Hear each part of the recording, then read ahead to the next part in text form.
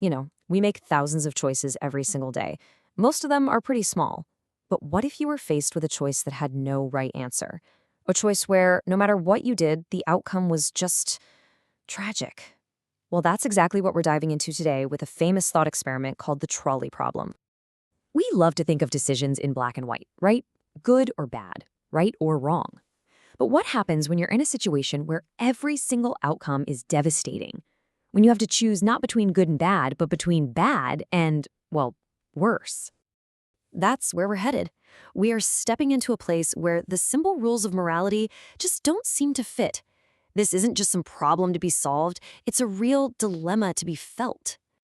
So, what is a moral dilemma really?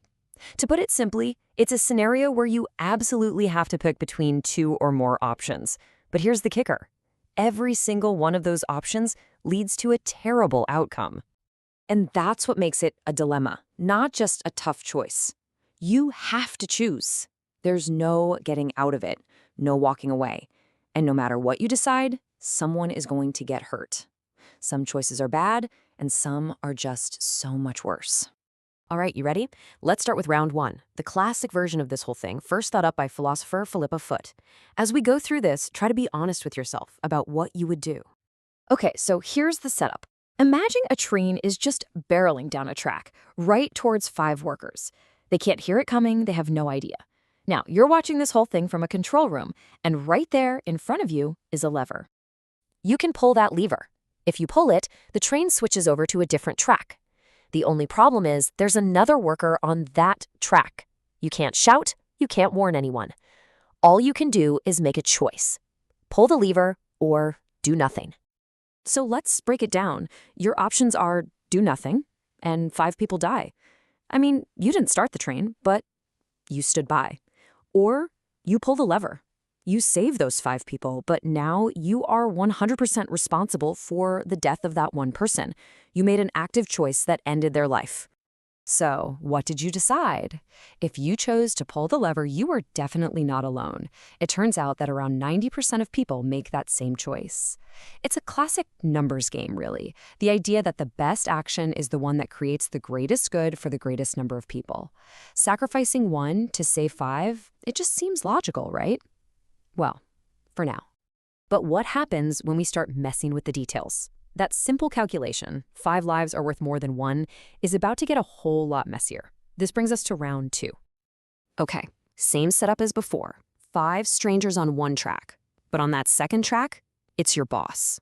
Don't ask me why your boss is working on the railroad tracks, just go with it. Now look at the new stakes. If you pull the lever, your boss is gone, and let's be real, you're definitely fired.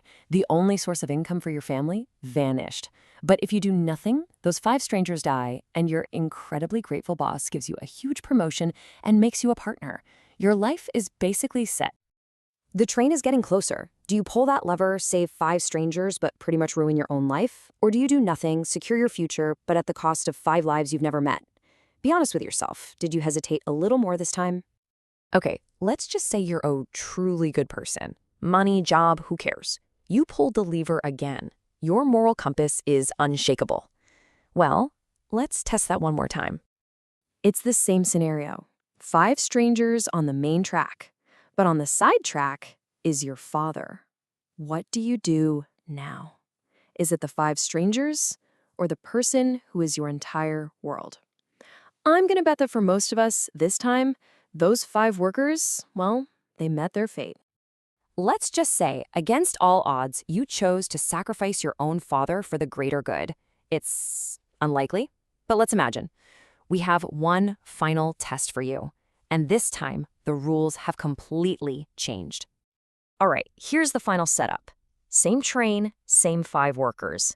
But this time, there is no second track. There is no lever. You are standing on a bridge right over the scene. And standing next to you is a very large person. You realize that if you push this person off the bridge, their body is large enough to stop the train. The 5 workers will be saved. So the question is simple. Do you push them? It's still 1 life to save 5. The math hasn't changed. But does it feel the same? And this gets to the heart of it all. See, pulling a lever is an indirect action. You're almost detached from what happens. But pushing someone with your own two hands, that is a direct, physical act. It's personal. This is where the simple math crashes headfirst into the idea that some actions, like killing someone up close, are just fundamentally wrong no matter the outcome. And for most people, that is a line they just cannot cross, even to save 5 others. So after all of that, you know what? It doesn't actually matter what you chose, because none of the choices were truly moral. See, the point of this whole exercise wasn't to find the right answer. It was to show you something really profound about how we make decisions.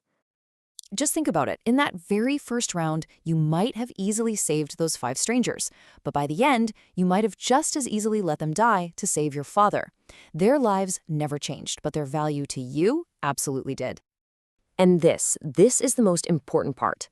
We like to believe we have this fixed moral code, a universal sense of right and wrong, but this experiment suggests something else entirely. It might not be our internal compass that guides our actions, but the circumstances we're dropped into. So, what's the big takeaway here? I think it's this. The next time you find yourself quick to judge someone else's decision, just pause for a second.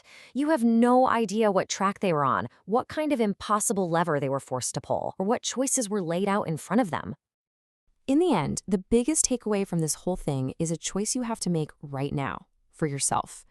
Will you try to be a little quicker to understand and maybe a little slower to judge? That choice, at least, is all yours.